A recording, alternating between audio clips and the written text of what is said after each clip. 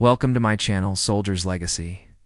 Today I will tell you a story that will move your heart and fill you with pride. It is the story of a woman who faced walls not made of stone, but of doubt and disbelief. A woman who stood tall in the face of rules written by men who never imagined someone, like her, would one day wear the stars of command. So, sit back and listen closely, because this story will stay in your heart long after the video ends.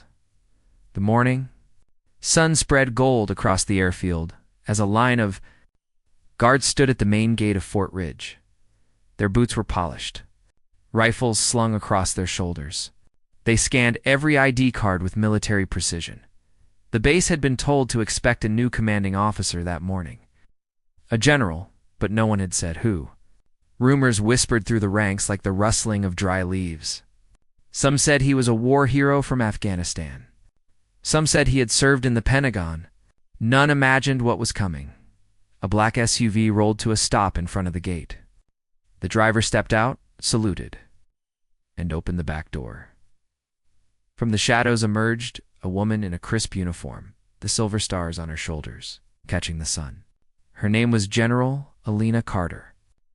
She was 42, tall and calm, with eyes that carried both strength and sadness.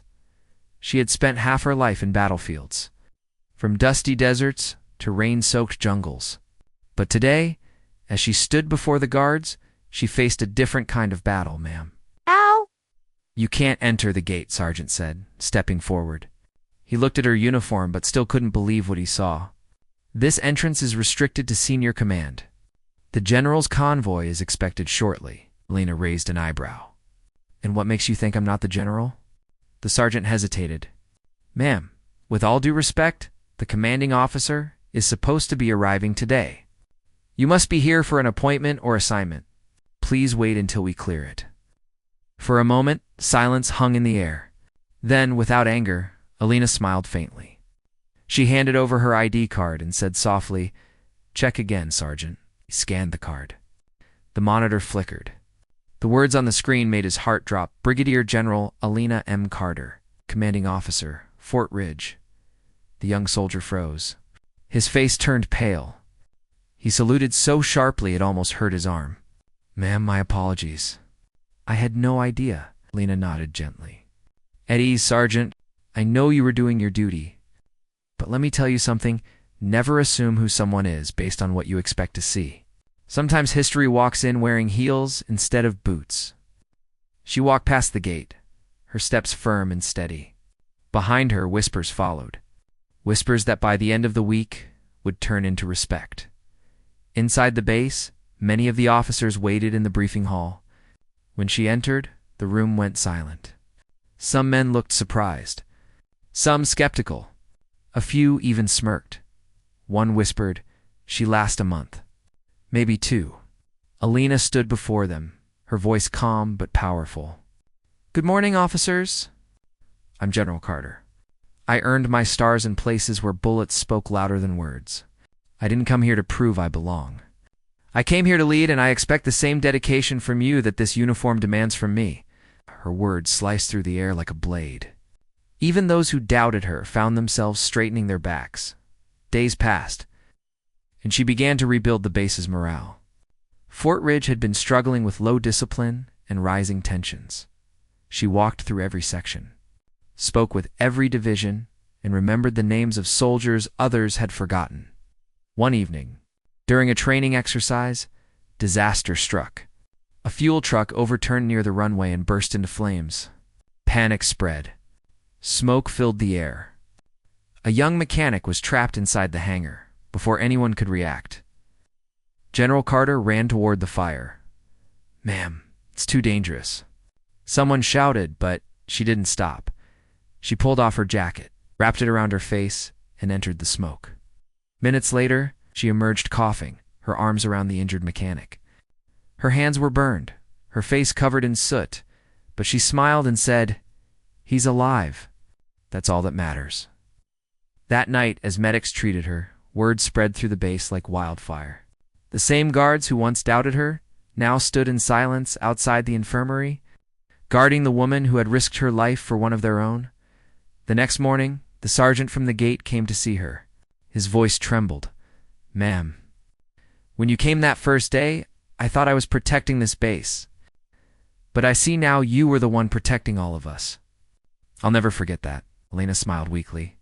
"It's not about who stands at the gate, Sergeant. It's about who's willing to walk through fire for the people behind it." Weeks turned into months. Under her leadership, Fort Ridge transformed. Training became sharper. Discipline returned. Soldiers who once doubted her now saluted her with pride, and every time a new recruit arrived, someone would whisper the story. How the guards once stopped their own commander at the gate, but Elena never held it against them. She believed respect was not demanded, it was earned. She led with heart, not fear. One day during a ceremony, the base received a special visitor, the Secretary of Defense. As the national anthem played, Elena stood in front of her troops. Behind her were hundreds of soldiers, all standing tall, their faces filled with pride. When the secretary took the stage, he said, "Fort Ridge has become one of the finest examples of leadership in our nation, and the credit goes to a woman who reminded us all that courage has no gender." Applause thundered across the base. For a moment, Elena looked at the soldiers and remembered every step of her journey, the battles, the long nights, the doubts. She thought of the day the gate guards stopped her and smiled to herself. After the ceremony, she found the same gate sergeant standing by the entrance, now promoted and in charge of security. He saluted her smartly. "Permission to speak freely, ma'am?" "Granted," she said. "When you first arrived, I didn't see the general in front of me. I only saw what I expected. I was wrong. You changed the way I look at leadership." Lena placed a hand on his shoulder. "No one's born seeing clearly, Sergeant. We all learn. What matters is that we grow." As the sun set over Fort Ridge, she walked along the runway, the wind tugging gently at her uniform.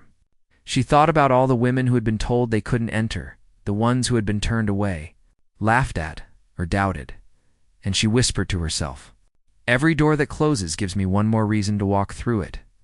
Her story became legend across the armed forces. Cadets learned her name. Officers quoted her words. Soldiers carried her lessons in their hearts. She was not just a commander. She was a reminder that leadership is not about power, but about purpose. So the next time someone tells you that you don't belong, remember General Elena Carter, the woman who was told, "Ma'am, you can't enter," and walked right through the gate anyway. Thank you for watching. If this story inspired you, make sure to like, comment, and subscribe. Your support helps us share more untold stories of courage and history. This is Soldier's Legacy, where the past lives again through the people who dared to change it.